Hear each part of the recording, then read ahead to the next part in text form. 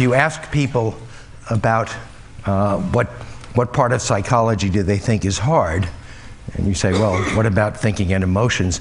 Most people will say emotions are terribly hard, they're incredibly complex, I have no idea of how they work. But thinking is really very straightforward. It's just sort of some kind of logical reasoning or something. But that's not the hard part. So here's a list of problems that come up. One nice problem is, what do we do about health? The other day I was reading something and the person said, probably the largest single cause of disease is handshaking in the West. And there was a little study about people who don't handshake and comparing them with ones who do handshake. And I haven't the foggiest idea of where you find the ones that don't handshake, because they must be hiding. And the people who avoid that have 30% less infectious disease or something. Or maybe it was 31.25%. So if you really want to solve the problem of epidemics and so forth, let's start with that. And since I got that idea, I've had to shake hundreds of hands, and I think the only way to avoid it is to have some horrible visible disease, and then you don't have to explain. Education. How do we improve education? Well, the single best way is to get them to understand that what they're being told is a whole lot of nonsense. And then, of course, you have to do something about how to moderate that so that so that they'll listen to you. Pollution, energy shortage, environmental diversity, poverty. How do we make stable societies? Longevity. Okay, there are lots of problems to worry about. Anyway, the question I think people should talk about, and it's absolutely taboo, is how many people should there be? And I think it should be about 100 million or maybe 500 million. And then notice that that a great many of these problems disappear. If you had 100 million people properly spread out, then if there's some garbage, you throw it away, preferably where you can't see it and it will rot, or you throw it into the ocean and some fish will benefit from it. The problem is, how many people should there be? And it's a sort of choice we have to make. Most people are about 60 inches high or more, and there's this cube law, so if you made them this big, by using nanotechnology, I suppose, then you could have 1,000 times as many. That would solve the problem, but I don't see anybody doing any research on making people smaller. Now, it's nice to reduce the population, but a lot of people want to have children, and there's one solution that's probably only a few years off. You have 46 chromosomes, and if you're lucky, you got 23 from each parent. Sometimes you get an extra one or drop one out, but so we could skip the grandparent and great-grandparent stage and go right to the great-great-grandparent, and you got 46 people, and you give them a scanner or whatever you need, and they look at their chromosomes, and each of them says which one he likes best, or she. No reason to have just two sexes anymore either. So each child has 46 parents, and I suppose you could let each group of 46 parents have 15 children. Wouldn't that be enough? And then the children would get plenty of support and nurturing and mentoring, and the world population would decline very rapidly, and everybody would be totally happy. Time sharing is a little further off in the future, and there's this great novel that Arthur Clarke wrote twice called Against the Fall of Night and The City and the Stars. They're both wonderful and largely the same, except that computers happened in between.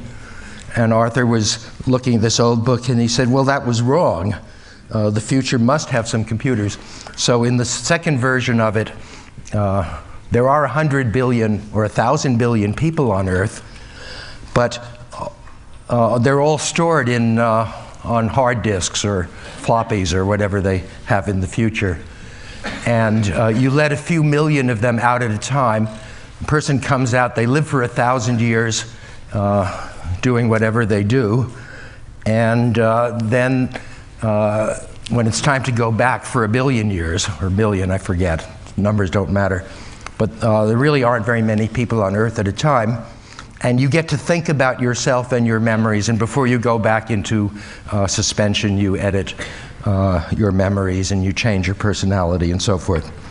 The plot of the book is that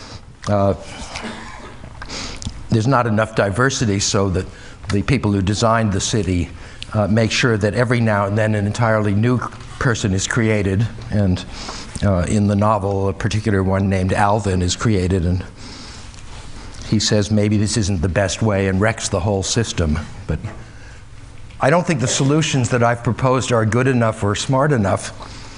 I think the big problem is that we're not smart enough to understand which of the problems we're facing are good enough. Therefore, we have to build super intelligent machines like HAL. As you remember, at some point in the book for 2001, HAL realizes that the universe is too big and grand and profound for those really stupid astronauts. If you contrast HAL's behavior with the triviality of the people on the spaceship, you can see what's written between the lines. Well, what are we going to do about that? We could get smarter. I think that we're pretty smart as compared to chimpanzees, but we're not smart enough to deal with the colossal problems that we face, either in abstract mathematics or in figuring out economies or balancing the world around. So one thing we can do is live longer.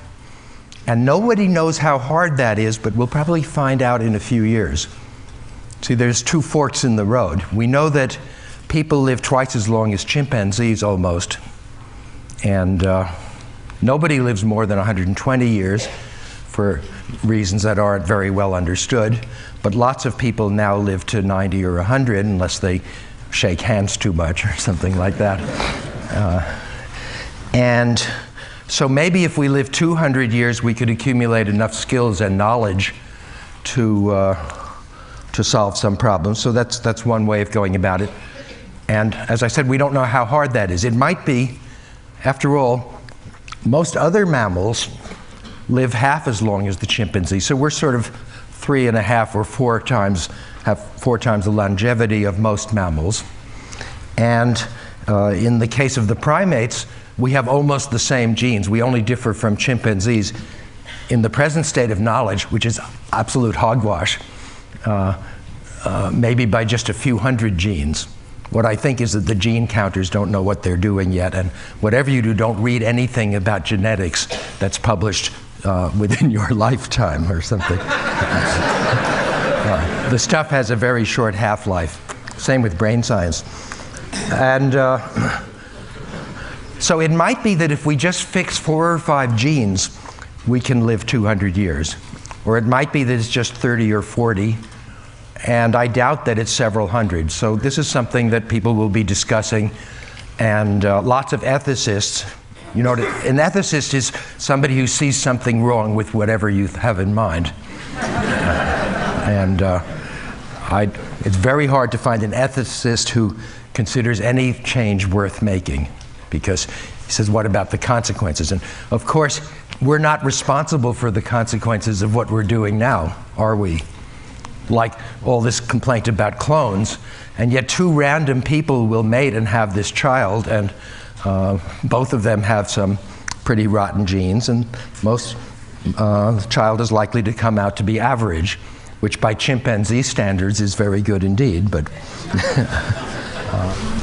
if we do have longevity, then we'll have to face the population growth problem anyway, because if people live 200 or 1,000 years, then we can't let them have a child more than about once every 200 or 1,000 years. And so there won't be any workforce. And one of the things Laurie Garrett pointed out, and others have, is that a society that doesn't have people of working age is in real trouble, and things are going to get worse because there's nobody to educate the children or to feed the old. And when I talk about a long lifetime, of course, I don't want somebody who's 200 years old to be like our image of what a 200-year-old is, which is dead, actually. You know, there's about 400 different parts of the brain which seem to have different functions. Nobody knows how most of them work in detail, but we do know that there are lots of different things in there. And they don't always work together. I like Freud's theory that most of them are canceling each other out. And so if you think of yourself as a sort of a city with 100 resources, then when you're afraid, for example, you may discard your long-range goals, but you may think deeply and focus on exactly how to achieve that particular goal. You throw everything else away. You become a monomaniac. All you care about is not stepping out on that platform. And when you're hungry, food becomes more attractive and so forth. So I see emotions as highly evolved subsets of your capability. Emotion is not something added to thought. An emotional state is what you get when you remove 100 or 200 of your normally available resources. So thinking of emotions as the opposite of, as something less than thinking, is immensely productive, and I hope in the next few years to show that this will lead to smart machines. And I guess I better skip all the rest of this, which are some details on how we might make those smart machines. And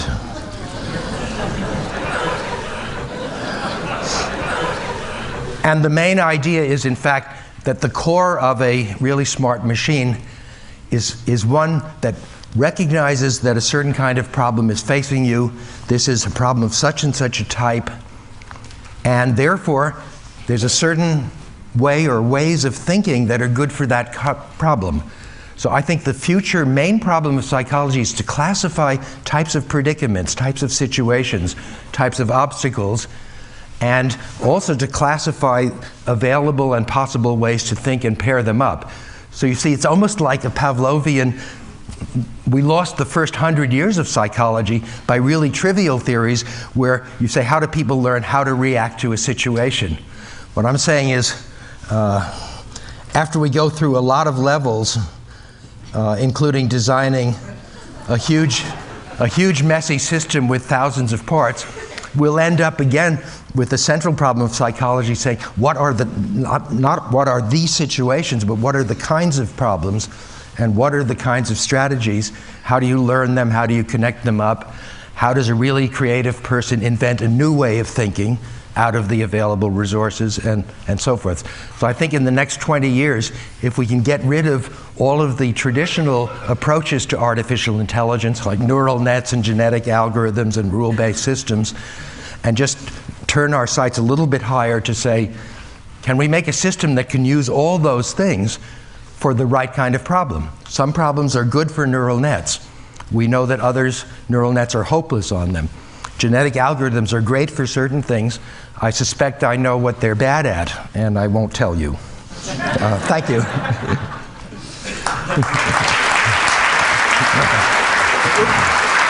Oh.